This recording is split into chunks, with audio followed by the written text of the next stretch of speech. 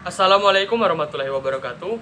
Berjumpa lagi dengan saya Zomi Chandra. Apa kabar teman-teman semua? Semoga selalu dalam keadaan baik dan sehat. Tetap patuhi protokol kesehatan dan selalu jaga imunitas tubuh.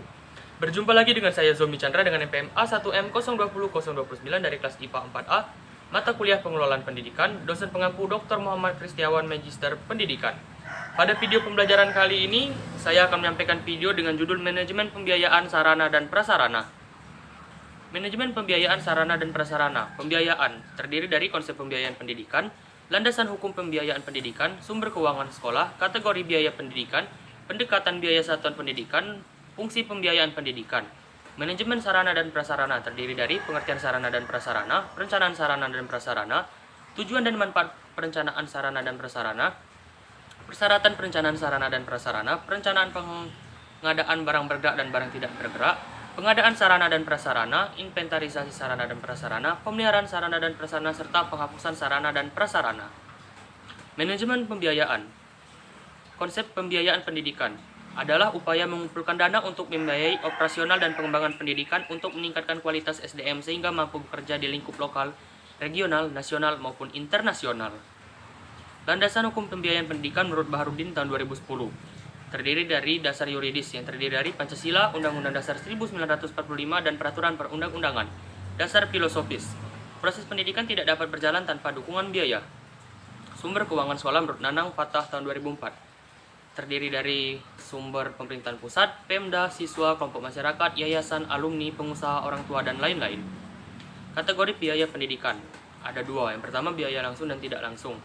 Terdiri dari direct cost, biaya langsung itu biaya yang langsung berproses dalam produksi pendidikan. Indirect cost, biaya tidak langsung, adalah pengeluaran yang tidak secara langsung mendukung proses pendidikan. Lalu biaya masyarakat dan biaya pribadi. Biaya masyarakat dapat dikatakan sebagai biaya publik, yaitu sejumlah biaya yang harus dibayar oleh masyarakat untuk pendidikan. Biaya pribadi adalah biaya yang dikeluarkan oleh keluarga untuk membiayai sekolah. Pendekatan biaya satuan pendidikan terdiri dari dua, yaitu pendekatan makro dan mikro. Pendekatan makro mendasarkan perhitungan pada keseluruhan jumlah pengeluaran pendidikan yang diterima dari berbagai sumber dana, kemudian dibagi jumlah peserta didik. Pendekatan mikro mendasarkan perhitungan biaya berdasarkan alokasi pengeluaran per komponen pendidik yang digunakan oleh peserta didik.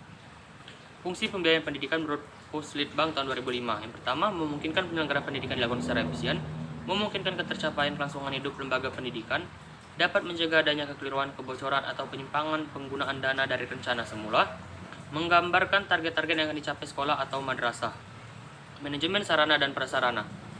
Pengertian sarana dan prasarana adalah suatu kegiatan bagaimana mengatur dan mengelola sarana dan prasarana pendidikan secara efektif dan efisien dalam rangka pencapaian tujuan yang telah ditetapkan menurut Baharudin tahun 2010. Perencanaan sarana dan prasarana dapat didefinisikan sebagai keseluruhan proses perkiraan secara matang, rancangan pembelian, pengadaan, rehabilitasi, distribusi, atau pembuatan peralatan dan perlengkapan yang sesuai dengan kebutuhan sekolah.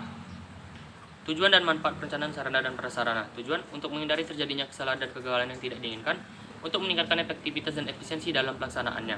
Manfaat dapat membantu dalam menentukan tujuan, meletakkan dasar-dasar dan menentukan langkah-langkah yang akan dilakukan, menghilangkan ketidakpastian, dapat dijadikan sebagai suatu pedoman atau dasar untuk melakukan pengawasan. Persyaratan perencanaan sarana dan prasarana menurut Mulyasa tahun 2005.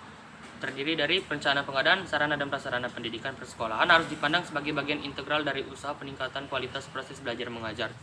Perencanaan harus jelas, berdasarkan atas kesepakatan dan keputusan bersama dengan pihak-pihak yang terlibat dalam perencanaan, mengikuti pedoman atau standar jenis, kuantitas, dan kualitas sesuai dengan skala prioritas. Perencanaan pengadaan sesuai dengan plafon anggaran yang disediakan, mengikuti prosedur yang berlaku, mengikut sertakan unsur orang tua murid, fleksibel dan dapat menyesuaikan dengan keadaan, perubahan situasi dan kondisi yang tidak disangka-sangka. Dapat didasarkan pada jangka pendek 1 tahun, jangka menengah 4-5 tahun, dan jangka panjang 10-15 tahun. Perencanaan pengadaan barang bergerak dan barang tidak bergerak. Yang pertama, barang bergerak terdiri dari barang habis pakai dan barang tidak habis pakai. Barang habis pakai menyusun daftar sarana sekolah yang disesuaikan dengan kebutuhan dan rencana kegiatan sekolah tiap bulan, memperkirakan biaya untuk pengadaan barang tersebut tiap bulan, menyusun rencana pengadaan barang tersebut menjadi rencana triwulan, tengah tahunan, dan kemudian menjadi rencana tahunan. Barang tidak habis pakai terdiri dari menganalisis dan menyusun keperluan sarana dan prasarana sesuai dengan rencana kegiatan sekolah, serta memperhatikan fasilitas yang masih ada dan yang masih dapat dipakai. Memperkirakan biaya sarana dan prasarana yang direncanakan dengan memperhatikan standar yang telah ditentukan. Menetapkan skala prioritas menurut dana yang tersedia, urgensi kebutuhan, dan menyusun rencana pengadaan tahunan. Lalu barang tidak bergerak terdiri dari tanah dan bangunan. Yang pertama tanah, menyusun rencana pengadaan tanah berdasarkan analisis kebutuhan bangunan yang akan didirikan serta lokasi yang ditentukan berdasarkan pemetaan sekolah, mengadakan survei tentang adanya fasilitas sekolah seperti jalan, listrik, air, telepon, transportasi, dan sebagainya. Mengadakan survei harga tanah, menyusun rencana anggaran biaya bangunan. Lalu bangunan, menyusun rencana bangunan yang akan didirikan berdasarkan analisis kebutuhan secara lengkap dan teliti. Mengadakan survei terhadap tanah di mana bangunan akan didirikan, luasnya, kondisi, situasi, status perizinan, dan sebagainya. Menyusun rencana konstruksi dan arsitektur bangunan sesuai pesanan. Menyusun rencana anggaran biaya sesuai harga standar yang berlaku di daerah yang bersangkutan. Menyusun pentahapan rencana anggaran biaya RAB yang disesuaikan dengan rencana pentahapan pelaksanaan secara teknis. Pengadaan sarana dan prasarana menurut Barnawi tahun 2015. Pengadaan sarana prasarana terdiri dari pembelian, penyewaan, pembuatan sendiri, pinjaman, pendaur ulangan, penerimaan hibah, dan penukaran.